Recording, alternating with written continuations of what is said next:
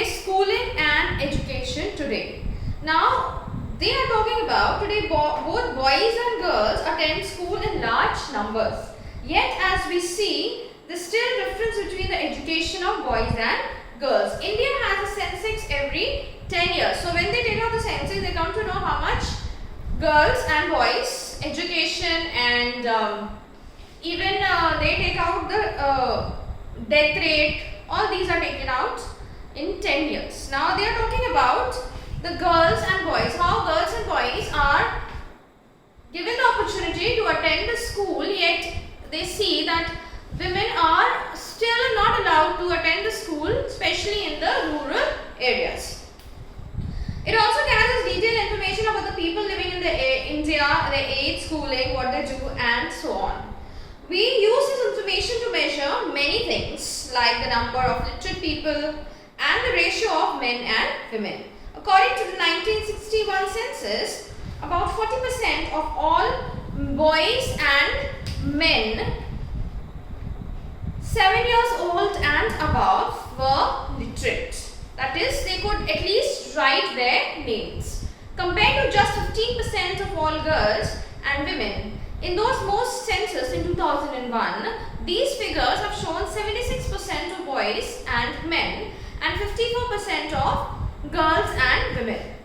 That means they can see still there was a vast difference about education in men, boys and girls. This means that the proportion of both men and women who are not able to read and have at least amount of schooling has increased. Like means it has not increased that much, but a little more percentage than the older one.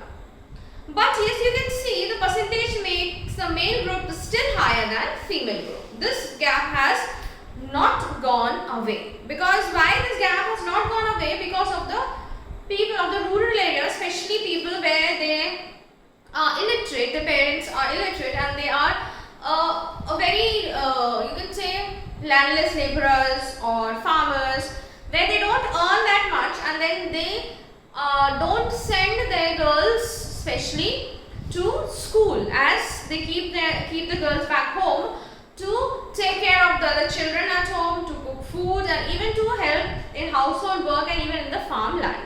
So that is why girls were not allowed to go and study. But there are many schemes that have been started by the government where the education of girls and boys are up to 14 years of age are free. They even get bags, books, bags, uniforms, cycles and even the midday meal that you have also must have heard about. So here is a table that shows a percentage of girls and boys who leave school from different social groups. Scheduled caste is the official term for Dalit and scheduled tribe is an official term for Adivasis. So there is on page number 62 of your book, you can see there is a table mentioned where you can see that in primary schools and in elementary schools and in secondary schools the ratio of girls and boys in 2003 and 4.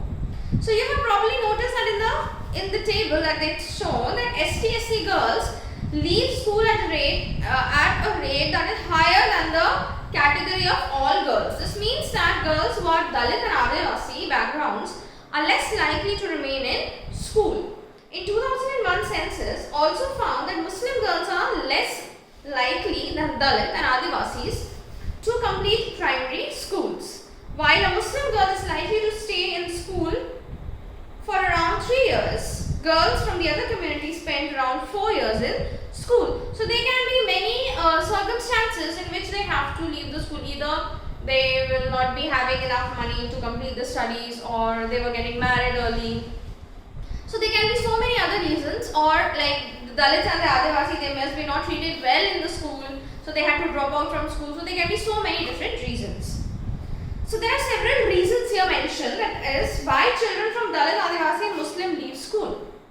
In many parts of the country, especially in the rural and in the poor areas, there are not even to be proper schools nor teacher who teach on regular basis. In a school is not close to people's home and there is no transport like buses or vans, parents may not be willing to send their girls to school. So apart from the reason earlier, they are also some of the reasons that the female drop out from the school. Boys may get preference in the situation, and many children also leave school because they are discriminated, as I already told you. The next topic is women movement. Now, women and girls have the right to study and go to school. There are other spheres like legal reforms, violence and health, where the situation of women and girls have improved. These changes have not happened automatically. Women individually and collectively had struggled to bring about these changes. This struggle is known as the women movement. Individual women and women's organization from different parts of the country are part of this movement. Like you have seen earlier in this chapter, like Sundari Devi, how they were not allowed to study, but their effort of studying and knowing what is going around and to become literate is like a women's movement itself. Many men support the women movement as well. The diversity, passion and effort of the involved makes it a very vibrant movement. Different strategies have been used to spread awareness, fight discrimination and seek justice. Here are some glimpses of these struggles. So let's see what are the struggles that the women face. Campaigning is the first one. Campaigns to fight discrimination and violence against women are the important part of women's movement.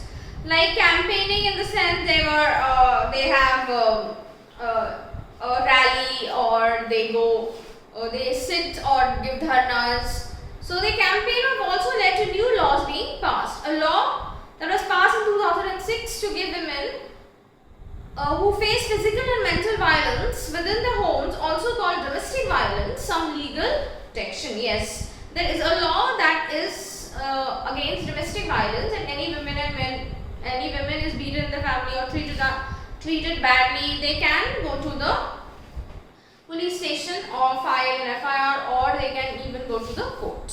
Similarly, efforts made by the women movement led to the Supreme Court to formulate guidelines in 1997 to protect women from sexual harassment at the workplace and within educational institution also.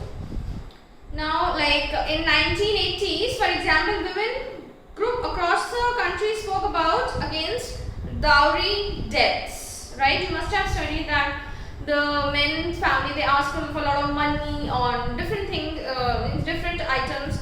So that is called dowry.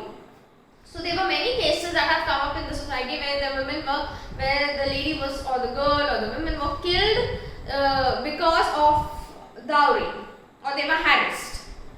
Cases of young brides being murdered by their in-laws and husbands, greedy for more dowry. Women group spoke out against the failure to bring these cases to justice. They did so by coming on the streets, approaching the courts, and by sharing information. Eventually, this became a public issue in the newspaper and society, and the dowry law being changed to punish families who seek dowry. So there were later, in the early time, there were not strict actions used to be taken, and because of that, many women they die because of the harassment. But now the government has taken strict action against all these dowry or sexual harassment or violence in the family. Raising awareness. An important part of the women's movement worked to raise public awareness on women's rights issues. The message was to spread through street plays, songs and public meetings. Yeah, to protest or to have a campaign about it, you should know about the awareness. You should know about the rights, the women's rights, and how to achieve those rights. The next is protesting. The women movement raised its voice when violations against women take place, or for example, when a law or policy acts against their interest. Public rallies, demonstration are a very powerful way for drawing attention to injustice. So there are campaigns, there are certain movements, there are rising awareness campaigns, protesting. All these are the ways of showing their rights. Showing solidarity, the women movement is also about showing solidarity and other women's and causes. That means they have to be together and supporting all the others who are in need. Like on 8th March, International Women's Day, or women is celebrated all over the world. It is to remind them that how important they are in the society, and their work and struggle is celebrated. So I hope you have understood this chapter well, and I want you to find the answers of this chapter and mark in your notebook. Thank you.